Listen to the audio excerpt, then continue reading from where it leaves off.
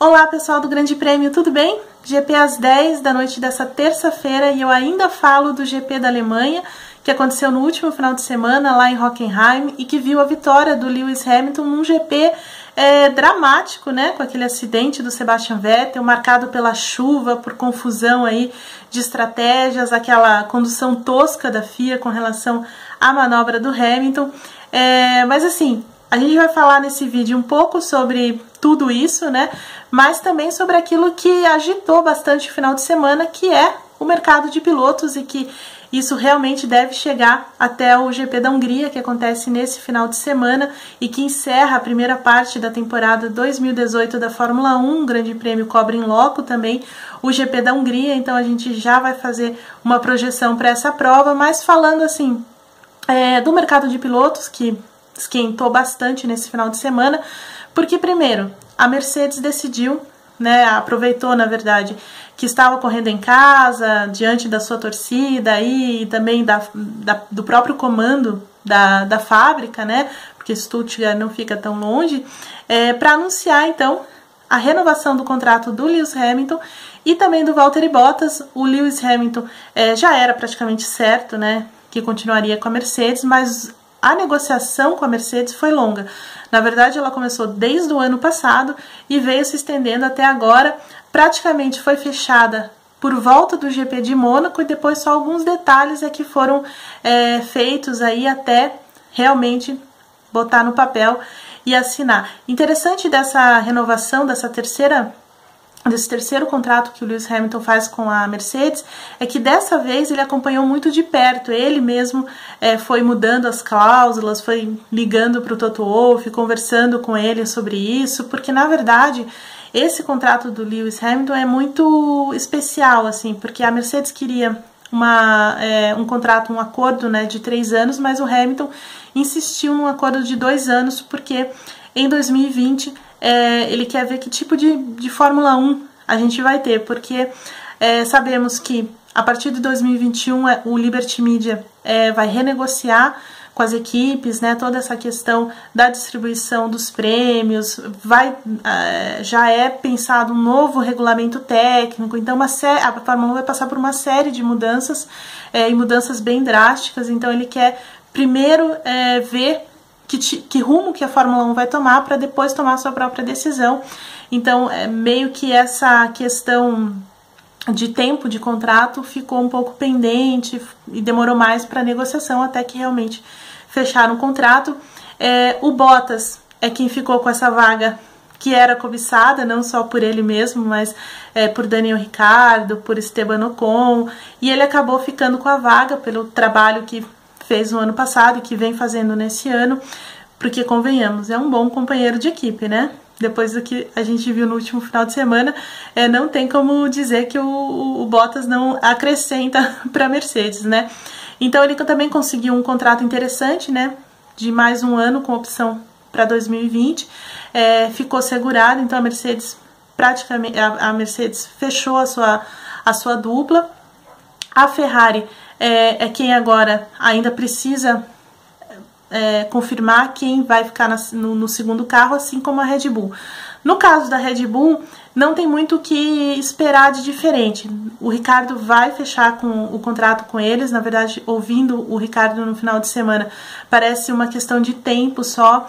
A única questão é que assim, o Ricciardo ficou um pouco frustrado porque ele perdeu a chance de negociar o próprio futuro, né? Porque era a primeira vez na carreira dele que ele poderia escolher, digamos assim, a equipe, mas não foi feliz, né, nesse cenário, porque a Mercedes realmente se fechou em torno do Bottas e do Hamilton, a Ferrari tem lá a sua própria dinâmica, então ele perdeu essa, digamos assim, esse bonde, né, de mudar de equipe e ficou sem opção, né? Ele vai ter que continuar como companheiro de equipe aí do Verstappen na Red Bull. Eles esperam fechar esse contrato ainda nessa semana para para ir para o período de férias, aí para esse intervalo, sem pensar muito em novos contratos nem nada disso. Então, assim, do que a gente tem hoje, em função ainda do que vai acontecer na Ferrari, mas assim,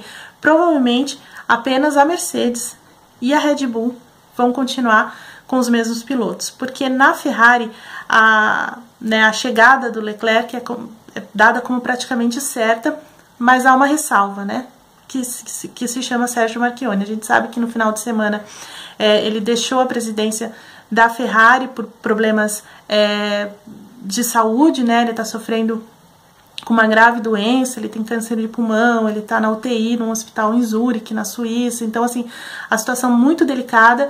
A Ferrari agiu e o tirou da presidência, agora tem um novo comando, mas o Marchionne era o cara que defendia a chegada do Leclerc, porque ele acreditava nesse jovem piloto e sempre foi de apostar muito em coisas novas, em novas gestões. Ele fez isso em todos os setores aí de Ferrari, Fiat e etc. Tem uma forma diferente de administrar, muito marcante, e foi muito duro também com a Fórmula 1, toda essa negociação que vem sendo feita aí em relação ao regulamento técnico para 2021, chegou a ameaçar de deixar a Fórmula 1 se esse regulamento não agradar, não atender às necessidades da Ferrari, por exemplo. Então ele sempre foi muito duro, mas agora tudo isso muda, e essa mudança vai ter um impacto muito sério nessa negociação dentro da Fórmula 1 e também na dupla de pilotos pro ano que vem.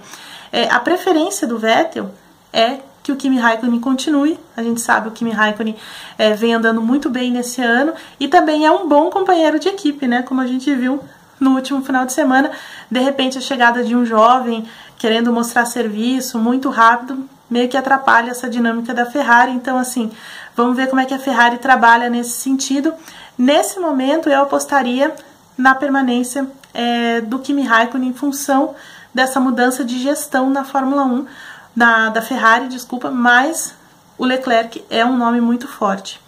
Então, assim, fechadas as 3 primeiras equipes, né, resta o pelotão intermediário. O pelotão intermediário tá borbulhante mesmo, por conta dessa notícia no início da semana, vinda aqui dos meios de comunicação aqui da Alemanha, apontando para uma compra da Force India pelo Lawrence Stroll, né? Então ele sairia já da Williams para ir para a Force India, e na Force India alguém tem que sair, né?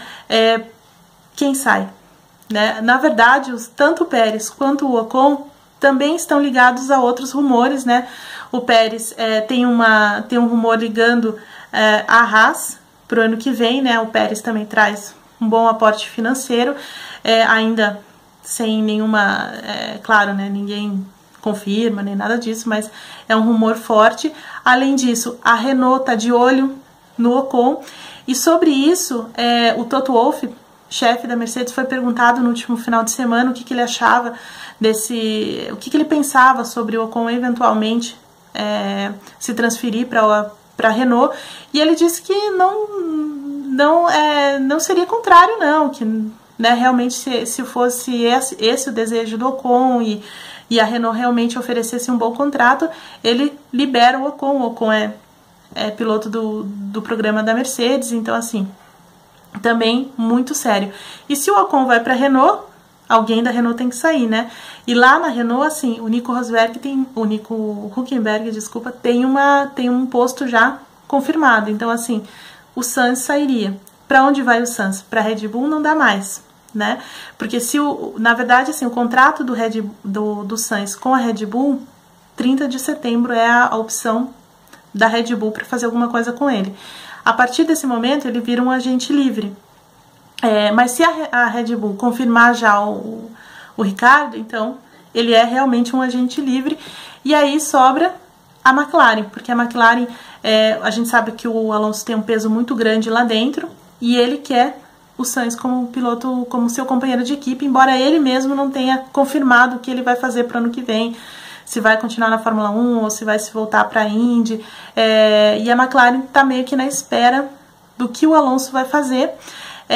Aí você tem também a Williams no meio disso tudo. A Williams está vivendo a pior situação possível de todas as equipes aí dessa Fórmula 1B, né, como chama o Vitor Martins, porque ela vai perder o Lance Stroll, uma vez que esse negócio entre Force India e Lawrence Stroll se confirme, né, então ela perde essa grana do Lance Stroll e vai perder também a Martini, né? Isso a gente já sabe desde o início do ano. Então, assim, a Williams está navegando em águas perigosíssimas, né? Porque não sabe o que vai fazer para o ano que vem e realmente vai precisar de um piloto pagante para o ano que vem. A Sauber, aí depende também da decisão da Ferrari. O Marcus Ericsson ainda não tem muito, não é cotado por outras equipes, claro, mas ele tem um aporte financeiro que o garante, pelo menos até agora, lá na Sauber. Então, essa movimentação do mercado de pilotos é que vai ser levada e vai ser discutida muito nesse final de semana lá na Hungria.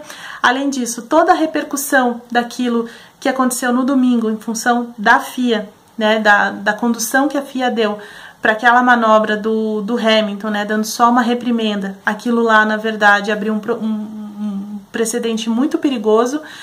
O próprio Charles Whiting, que é o delegado técnico da Fórmula 1, diretor de prova e tudo mais, ele mesmo disse que não tinha precedentes para aquilo que aconteceu com Hamilton, então poderia dar qualquer tipo de punição, né? Então é uma certa inconsistência aí da FIA em determinadas situações. Então vamos ver o que acontece. Com certeza esse assunto vai vir à tona. E mais ainda o Vettel, né? O Vettel foi muito achincalhado aí pela imprensa italiana ontem e hoje por causa do erro, de novo, em uma corrida, e um erro em que depois facilitou uma vitória do Hamilton. Então o Vettel está muito na berlinda nesse momento e ele precisa reagir, né? E nada melhor do que o GP da Hungria.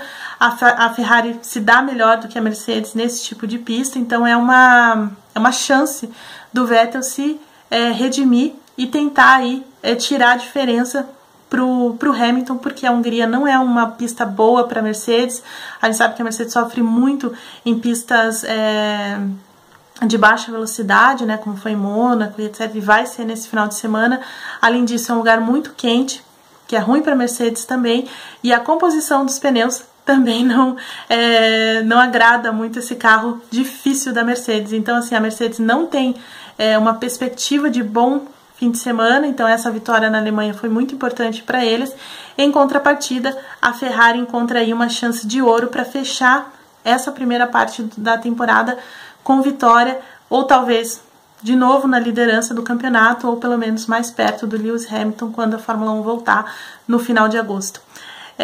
Tá certo? Bom, eu volto aí no final de semana falando lá da Hungria, sobre tudo que for acontecendo. Na quinta-feira, as entrevistas, é o dia das entrevistas com os pilotos, então muito disso que a gente conversou hoje vai repercutir na quinta-feira.